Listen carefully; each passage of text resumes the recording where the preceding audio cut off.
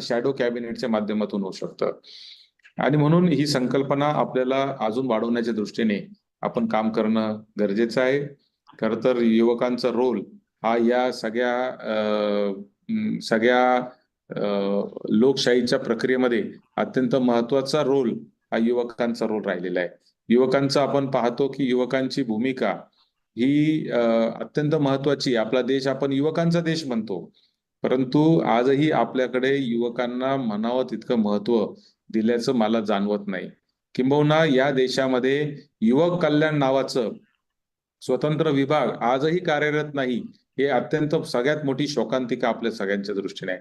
आजही युवक कल्याण विभाग जो आहे तो क्रीडा विभागाला अटॅच्ड आहे आणि म्हणून क्रीडा अधिकारी जे असतात तेच युवक कल्याणाचे कामं करतात, अशी परिस्थिती आहे. आणि म्हणून मला असं वाटतं की या सगळ्या प्राप्त परिस्थितीमध्ये आपण सगळ्यांनी मिळून काम करणं अत्यंत गरजेचं आहे. आपल्याला कशा पद्धतीने याच्यामध्ये आपली भूमिका पार पडता येईल या दृष्टीने आपण सगळ्यांनी काम करणं गरजेचं आहे. त्यामुळं मी अधिकच जास्त काही बोलणार नाही. एवढंच सांगेल की संकल्पना शॅडो कॅबिनेटची जी आहे हिला मजबूतीने काम करा. आपण कोण कोण कुठं कुठं काम करतं मला माहित नाही, परंतु प्रत्येक विभागामध्ये आज एका एका प्रेशर ग्रुपची, ज्याला आपण म्हणतो, त्याची गरज आहे. आणि तो प्रेशर ग्रुप यीनच्या माध्यमातून तयार व्हावा असं माझं ठाम मत आहे. आणि म्हणून तुम्ही त्याच्यामध्ये काम करा. तुम्हाला त्याच्यामध्ये कुठेही मदत लागत असेल, तुम्हाला त्याच्यामध्ये कुठेही सरकार दरबारी कुठेही मदत लागत असेल, तुम्हाला त्याच्यामध्ये कुठेही प्रशासकीय पातळीवर मदत लागत असेल, तर मी 100% या प्रक्रियेमध्ये यायला तयार आहे. आणि आपल्याला एकत्रित मिळून आपल्याला हे संकल्पना पूर्ण करायची आहे आणि मजबूतीने पुढे न्यायची आहे. माझी अपेक्षा अशी आहे की मी जरी एवढंच बोललो तरी आपल्यातल्या काही लोकांनी मला या विषयावर जर कोणाला प्रश्न विचारायचे असतील तर विचारावे, जेणेकरून ती चर्चा जी आहे त्या चर्चेतून आपण अधिक चांगल्या पद्धतीने हा मुद्दा मांडू शकतो.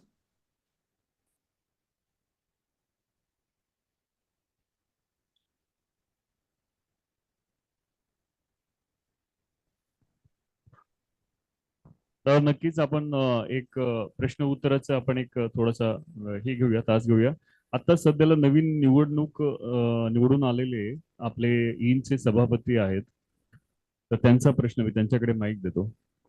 सभापतीच्या प्रश्नाच्या आधी मला एक अशी गोष्ट सांगायची आहे की एकदा माझ्याकडे माझ्या मुंबईच्या कार्यालयामध्ये एक मुलगा आला आणि त्यांनी मला त्याचं व्हिजिटिंग कार्ड दिलं आणि त्या व्हिजिटिंग कार्डवर लिहिलेलं होतं की काहीतरी शालेय शिक्षण मंत्री काहीतरी लिहिलेलं होतं. शालेय शिक्षण मंत्री त्याचं नाव होतं आणि कंसात लिहिलं होतं यीन. आता ते व्हिजिटिंग कार्ड पाहिल्यावर पहिला आले तर मी एकदम धक्का बसला का शालेय शिक्षण मंत्री मला कशाला भेटायला आलाय. आणि नंतर मी कंसात पाहिलं की ते यीन होतं. त्याच्यामुळं तो किस्सा माझ्या एकदम डोक्यात फिट बसलेला आहे. त्याच्यामुळे तुम्ही सभापती म्हणल्यावर मला त्याची आठवण आली की बोला सभापती बोला. नमस्कार माई सभापती. खऱ्या अर्थानं तुम्ही माझ्या आयुष्यामध्ये एक प्रेरणास्थान आहे. ते कसं मी सांगतो तुम्हाला. मी सांगली जिल्ह्यातला आहे, शिराळा तालुक्यातला आहे. तिथं सत्यजित नावाला लय किंमत नाही. माझं पण नाव सत्यजित आहे. मला सारखं वाटायचं आहे मी 16-17 पासून इलेक्शन मध्ये येते, सारखं अपयश येते. मी एकदा विचार केला की आपलं नावच बदलूया. नंतर मी तुमचं एक गाणं ऐकलं, सत्यजित आला रे सत्यजित आला, आणि नंतर तुमच्या इलेक्शनाचा दौरा बघितला आणि तुमची होणारी राजकारणामधली प्रगती बघितली. मग तुमच्याकडे बघून कळालं की महाराष्ट्रामध्ये सत्यजित नावाला प्रयत्न केले, तर त्या प्रयत्नाला निश्चित स्वरूपात तुमच्याकडे बघून आम्हाला तुम्ही एक आदर्श झाला. आणि मग तुमचं नाव बघून मी माझं नाव बदलायचं ठरवलं. आणि तुमची देखील एक मोठी एनजीओ महाराष्ट्रामध्ये काम करत्या. ईनची देखील एक युवकांची सगळी फळी घेऊन आपण एका दिलाने एका विचारानं प्रेरणा घेऊन आपण आम्हाला मार्गदर्शन करा, एवढीच विनंती. धन्यवाद. सत्यजित धन्यवाद. तुम्हाला मला सांगितलं पाहिजे की पराभव पचवणं हे इतकं सोपं काम नसतं. मी आयुष्यामध्ये 2007 ला जिल्हा परिषद सदस्य झालो. 2007च्या जिल्हा परिषद अध्यक्षाच्या निवडणुकीत माझा पराभव झाला. 2009च्या जिल्हा परिषद अध्यक्षाच्या निवडणुकीत परत माझा पराभव झाला. 2012ला मी पुन्हा जिल्हा परिषद सदस्य झालो. त्यावेळेस झालेल्या जिल्हा परिषद उपाध्यक्षाच्या निवडणुकीत माझा पराभव झाला. 2014ला विधानसभेची निवडणूक लढलो, त्या विधानसभेच्या निवडणुकीत माझा पराभव झाला. 2011ला मी युवक काँग्रेसची अध्यक्षपदाची निवडणूक लढलो, प्रदेश अध्यक्षपदाची, त्याच्यात माझा पराभव झाला. 2014ला मी युवक काँग्रेसच्या प्रदेश अध्यक्षाची निवडणूक लढलो, त्याच्यात माझा पराभव झाला. आणि पराभव हे होत असतात, पण प्रत्येक पराभवातही माणूस मोठा झाला पाहिजे, हे माझं तत्व आहे. आणि म्हणून मी पराभवाला घाबरत नाही, पराभवातून मोठं होत राहायचं. त्याच्यामुळं आपण 100% एक दिवस यशस्वी होतोच. सम्राट माडकांनी तुमचा असणारा संघर्ष, पेटनाक्याच्या सम्राट माडकांनी सुद्धा मला सांगितलं की तुमचा संघर्ष निश्चित स्वरूपात एक आपल्याला प्रेरणादायी आहे, आणि त्यामुळे तू तेवढं नाव बदलू नकोस मला म्हणून.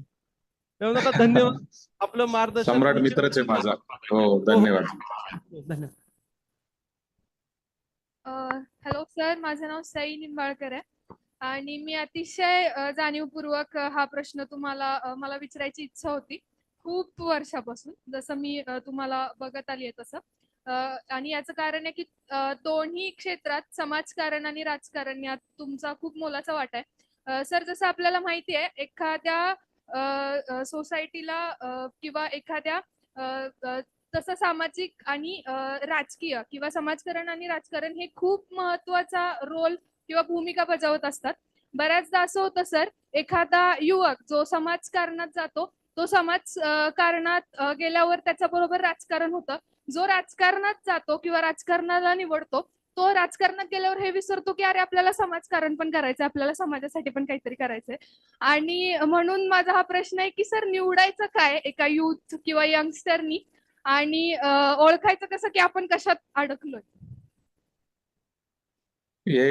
सई, धन्यवाद. तू चांगला प्रश्न विचारलाय, परंतु मला आपल्याला सांगितलं पाहिजे की समाजकारणाचं सगळ्यात चांगलं शस्त्र जर काय असेल तर ते राजकारण आहे.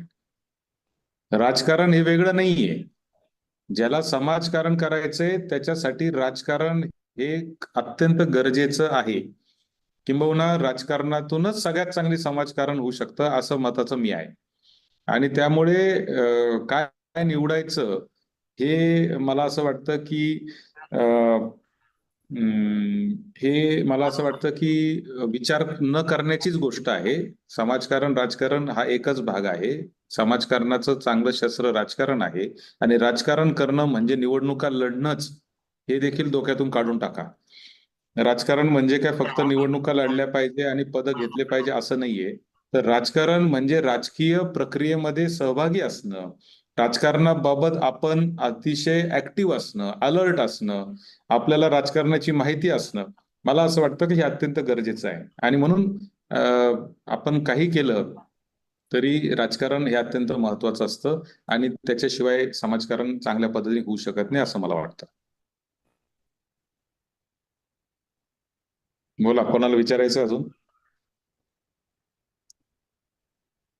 आणि मी येऊ शकलो नाही म्हणून मी परत एकदा तुमची दिलगिरी व्यक्त करतो, पण तुम्ही मला कधीही काही प्रश्न विचारू शकतात, कधीही काही करू शकतात. माझा नंबर तुम्ही घेऊ शकतात. 9822 93 33 माझा नंबर आहे. 9822933333. तुम्ही कधीही मला फोन करू शकता, SMS करू शकता. व्हॉट्सअप पाठवलं तर मी बघतो पण रिप्लाय करत नाही, पण SMS आणि फोनवर मात्र 100% तुम्ही मला बोलू शकता आणि कधीही प्रश्न विचारू शकता. विचारा. हॅलो हॅलो सर, मी इनचा विद्यार्थी आहे. ह्या वर्षी मी इन मध्ये आलो आणि मला खूप म्हणजे इन हा एक व्यासपीठ आहे जिथं लिडरशिप म्हणजे प्रत्येक गोष्टी आपल्याला कळतात, आणि म्हणजे राजकारणात प्रवेश कसा होतो किंवा आपण काय करायला पाहिजे. तर तुमचा मी एक व्हिडिओ पाहिला होता इंस्टाग्रामवर की तुम्ही जे मध्यंतरी आता व्हिडिओ टाकला होता की स्टिंगच्या बाबतीत किंवा जे ड्रग्सच्या बाबतीत व्हिडिओ होता. तर ते सध्याच्या स्थितीला पिंपरी चिंचवड झालं, पुणे शहरात खूप प्रकरण चाललेलं आहे त्याचं. ड्रग्सच्या बाबतीत झालं, व्यसनाच्या बाबतीत झालं, किंवा आता मध्यंतरी एक घटना पण झालेली ऍक्सिडेंटचा.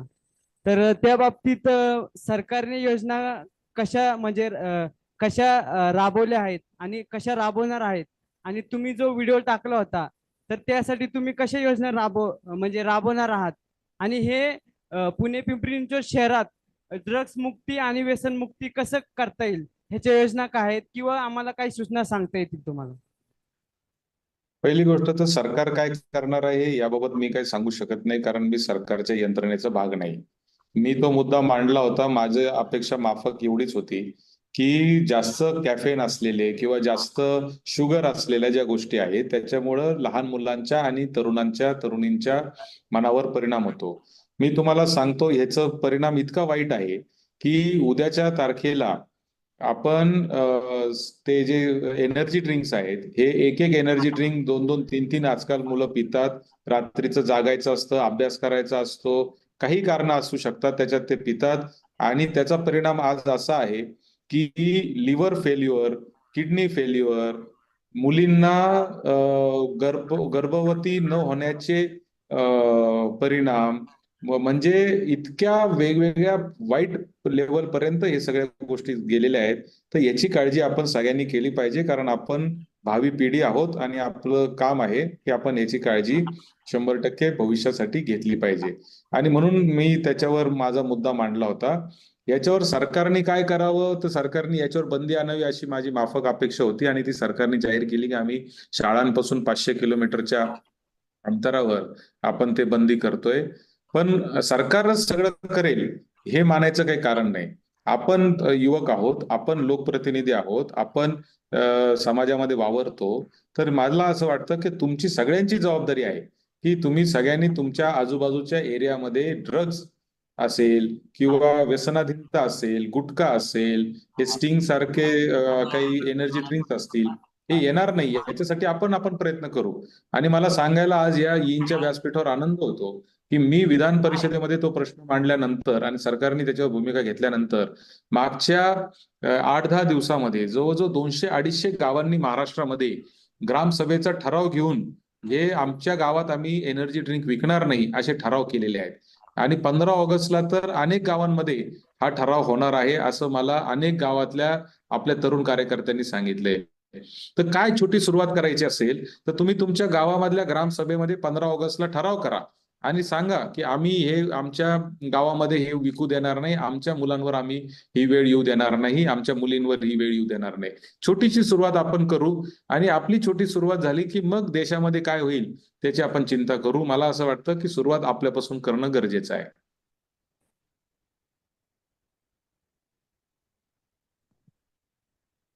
सर, मी आदित्य जाधव. पहिलं मी यांचा आभार मानतो की मला इथं बोलण्याची संधी दिली आणि प्रश्न विचारण्याची सुद्धा संधी दिली. तर माझा प्रश्न असा आहे की इनला अनुसरूनच आहे. मग आता जे सर्वसामान्य मुलं आहेत किंवा सर्वसामान्य विद्यार्थी आहे आम्ही, तर आता या इनच्या थ्रू आम्ही लिडरशिप किंवा राजकारणाचं भविष्य बघू पाहतोय. तर मग विद्यार्थ्यानं पहिल्यांदा काय निवडलं पाहिजे? राजकारण खरंच त्याच्यासाठी एक नेतृत्व करण्यासाठी चांगली गोष्ट आहे का? त्यानं मग त्याचं करिअर हे केलं पाहिजे? आणि आजकालचं जर आपण राजकारण पाहता की आमदार लोक फुटतायत, राजकारण सत्ता एका दिवसात पालटतीये, मग खरंच या विद्यार्थ्यांनी काय केलं पाहिजे? असं आहे की तुम्हाला काय करायचंय हे तर शेवटी तुम्हालाच ठरवावं लागणार आहे. प्रत्येकाला आयुष्यामध्ये जीवनाचे उद्दिष्ट, पर्पज ऑफ लाईफ हे समजलं पाहिजे. आपण मनुष्य जन्म आपल्याला का बरं मिळाला? आपल्याला आज तुम्ही मला सांगा की वेगवेगळ्या प्रकारचे जनावर आपण पाहतो, वेगवेगळ्या प्रकारचे प्राणी पाहतो, त्यांच्यामध्ये पण जीव आहे आणि आपल्यामध्ये पण जीव आहे. आपण पण एक प्रकारचे प्राणीच आहे, मनुष्य प्राणी आपण ज्याला म्हणतो. हा जन्म आपल्याला का मिळाला असेल? ह्या जन्मामध्ये येण्यासाठी आपल्याला काहीतरी एक उद्दिष्ट या ठिकाणी दिलेलं असतं असं मानतो मी. म्हणजे मी असं मानतो की निसर्गाने एक तुम्हाला काम दिलेलं आहे काहीतरी. मी निसर्गाला देव मानणारा माणूस आहे.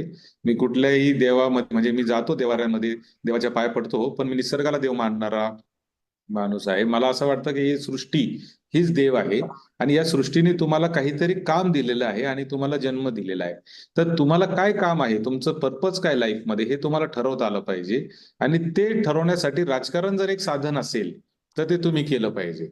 ते पर्पज साठी जर तुम्हाला असं वाटलं का नोकरी एक साधन आहे तर ते नोकरी केलं पाहिजे. तुम्हाला ते कळणं आणि ही एक फार मोठी प्रक्रिया आहे. म्हणजे मी तुम्हाला अतिशयोक्ती सांगत नाही, पण राजकारणात 20 वर्ष काम केल्यानंतर 20व्या वर्षी मला कळालं की मी राजकारणात का बरं आलेलो आहे. म्हणजे इतकी मोठी ही प्रक्रिया आहे, हे कधी समजेल आणि कसं समजेल सांगता येत नाही. त्यामुळं ही एक मोठी चॅलेंजिंग गोष्ट आहे. पण एवढंच मी तुम्हाला सांगेल की पहिलं स्वतःचं करिअर हे सगळ्यात महत्वाचं आहे. शेवटी तुम्ही राजकारण कशासाठी करणार, तुम्हाला कशासाठी यायचंय, आणि त्याच्यात जर तुमचा उद्देश जर पैसा कमवणं असेल तर तुम्ही कृपा करून राजकारणात येऊ नका, कोणीच येऊ नका, जर पैसा कमवणं आपलं उद्दिष्ट असेल तर. कारण नाहीतर तुम्ही राजकारणात याल, राजकारणातून पैसे कमवणार, पैशातून परत राजकारण करणार, आणि मग ज्या आमदार फुटीचं उदाहरण तू आता इथं मला दिलं, तेच उदाहरण इथून पुढच्या काळात देखील चालू राहणार. त्यामुळं पैसा कमवणं हा जर उद्देश असेल तर राजकारणात येऊ नका. मात्र तुम्हाला जीवनामध्ये काय करायचं आहे त्याचा विचार करून निश्चितपणाने आपण राजकारणामध्ये या. ते एक चांगलं साधन आहे, पण जीवनात काय करायचंय ते ठरवल्यानंतर त्याच्यासाठी लागणारे साधनं काय, तर त्यातलं एक साधन मग हे असू शकतं.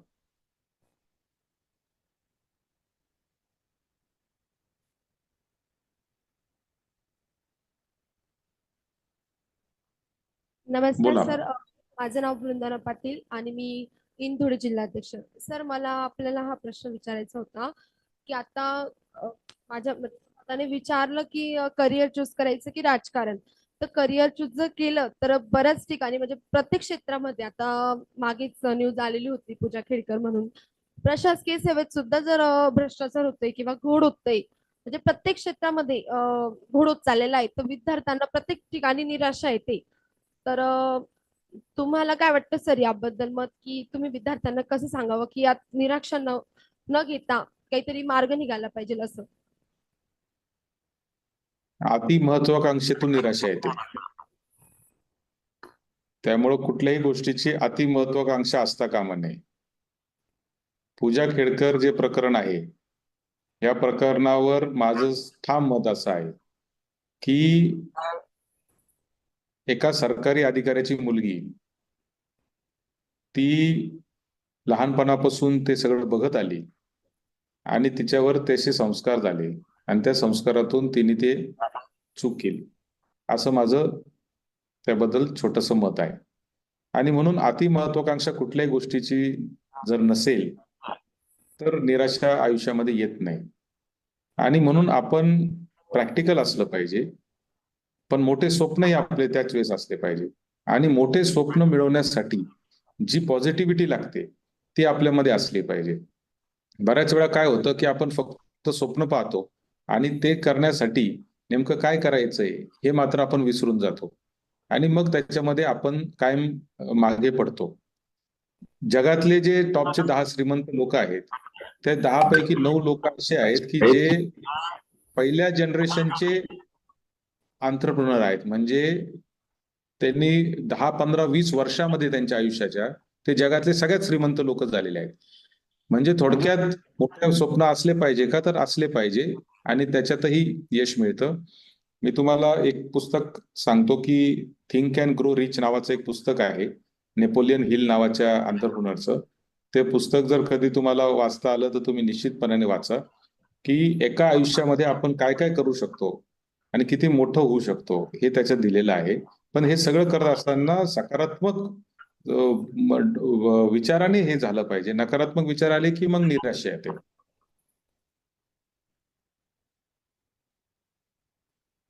येस, थँक्यू दादा. आपल्याकडे वेळेची बरंच कमी आहे आणि वेळेचा निर्बंध असल्यामुळं आपल्याला प्रश्न खूप येत राहतील, पण तुम्ही आलात आणि वेळ दिलात त्याबद्दल थँक्यू व्हेरी मच. आणि मी तुमच्याकडनं एक आश्वासन असं घेतो की या पुढील कार्यक्रमामध्ये तुम्ही आम्हाला थोडासा जास्त वेळ द्या, कारण का तुम्ही आलात म्हणजे मुलं येतील आणि सर्व मुलांचे तुम्ही एक युथ आयकॉन आहात, आणि हे आयकॉन आयुष्यभर असेच राहावे हे मी देवाला प्रार्थना करतो. आणि आपण इथे थांबूयात असं मला वाटतं. Thank you so much. मला बोलवलं त्याबद्दल खूप खूप आभार. आणि तुम्ही सगळेजण मोठे व्हा जीवनामध्ये. त्या प्रक्रियेत, त्या प्रवासात माझी कुठेही मदत लागली तर मी तुमच्यासाठी कायम हजर आहे. धन्यवाद. थँक्यू व्हेरी मच दादा. थँक्यू.